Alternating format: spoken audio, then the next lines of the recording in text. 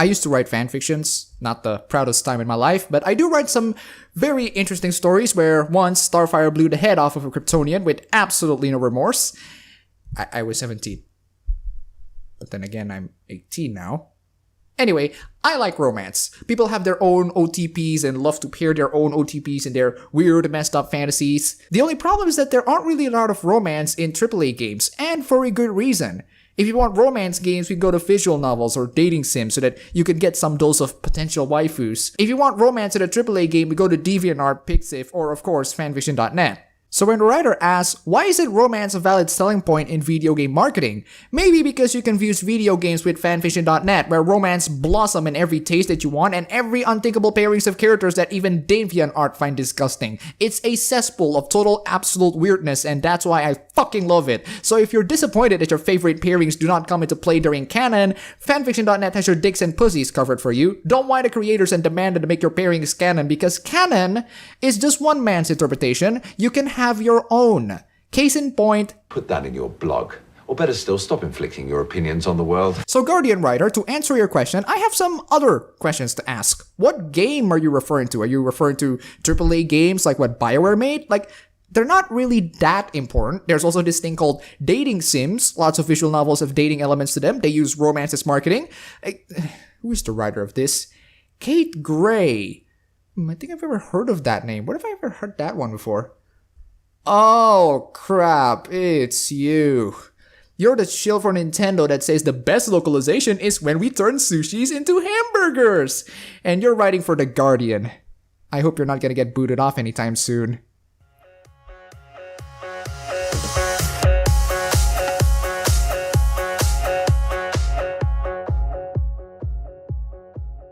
Since we're talking about romance, I'm gonna show off some of my own personal one-true pairings as I read through this, if you mind. If you don't know, OTP means one true pairing, which means two fictional characters that you just really want to see end up getting together. It can be one that fits within the canon or one that doesn't. If you have your own canon OTPs or non-canon OTPs, please don't be shy to share them down below if you have one, and also the reasons why you pair them. Now, let's get to the article, shall we, and have some fun. God, I love romance. That tingle up your spine when someone laces their fingers between yours for the first time. The rush of blood blossoming across your cheeks when their eyes meet yours, and your gaze through your pools of colors to their very soul. The shortness of breath, the butterflies, the scary, exhilarating feeling of falling with no safety net.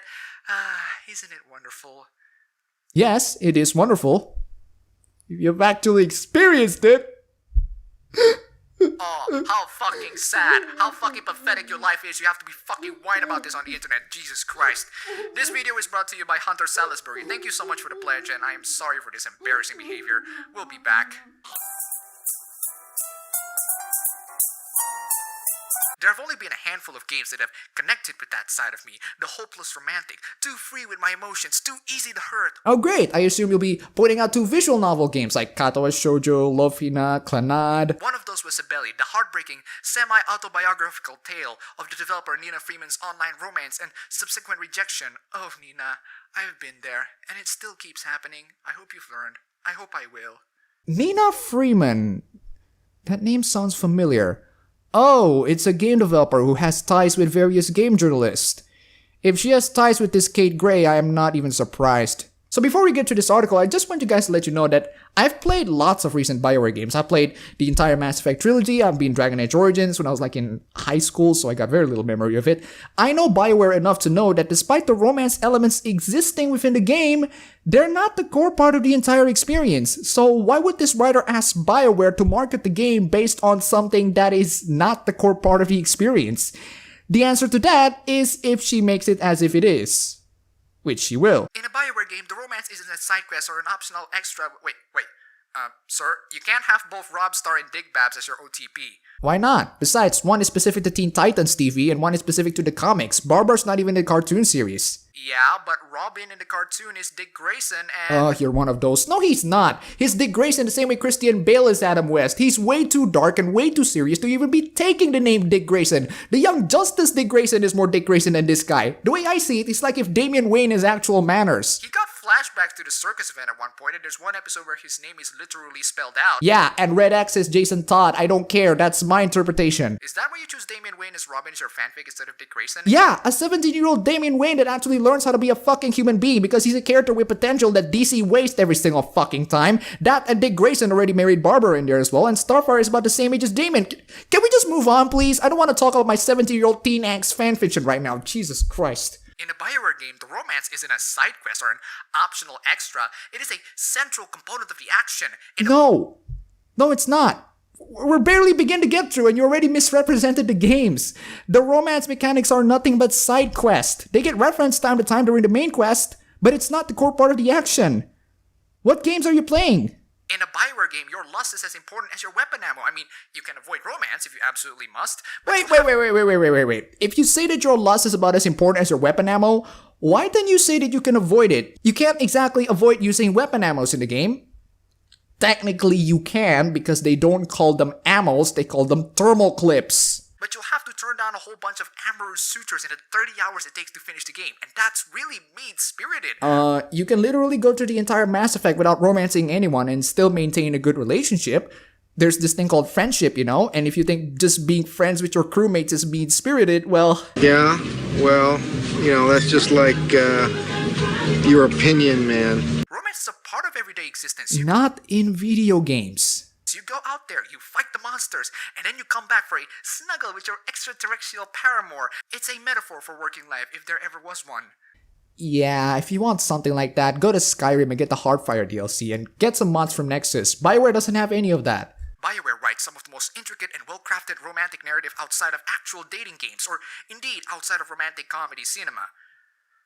That's where I disagree. Katawa Shoujo has done romance better than any other BioWare games combined. In fact, there are gonna be dating sims and visual novels that do the better job than BioWare ever could. So, what's up with BioWare's Mass Effect Andromeda trailers? So far, they've been heavy on the action, the adventure, and the RPG bits, but not on the romance. In fact, there's been none at all. Not even a peck or cheek of some strangely colored space stud. It's a gameplay trailer. Maybe you need to wait a little longer for that, alright?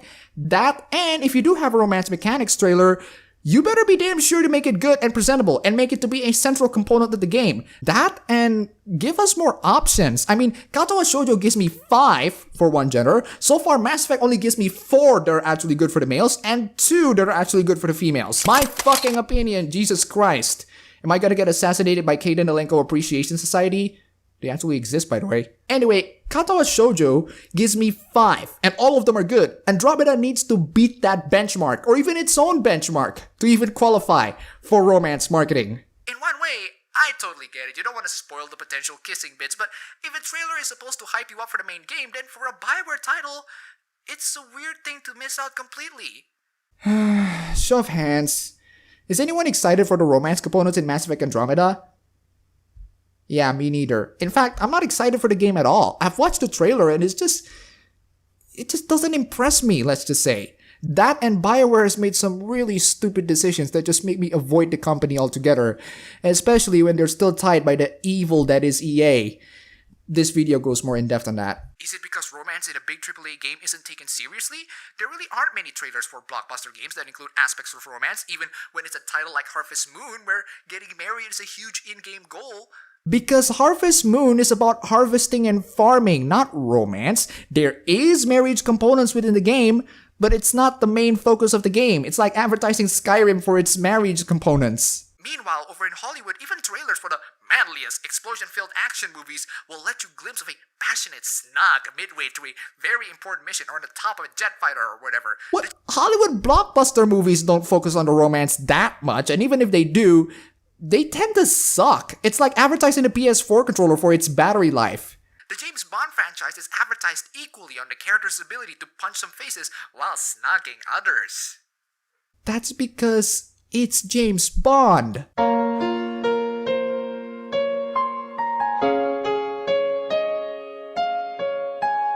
It all seems like a relic of a different era, when video game marketers were convinced that all players were 13-year-old boys and would go, ew, at the sight of pixelated smooching. Well, We've grown up. Wait a goddamn second, lady. You need to think about the children. Those insecure 13-year-old kids would find the sight of characters kissing to be just downright appalling, okay? I mean, you think about the children when we enjoy 2D anime, babes. Why don't you think about the children now?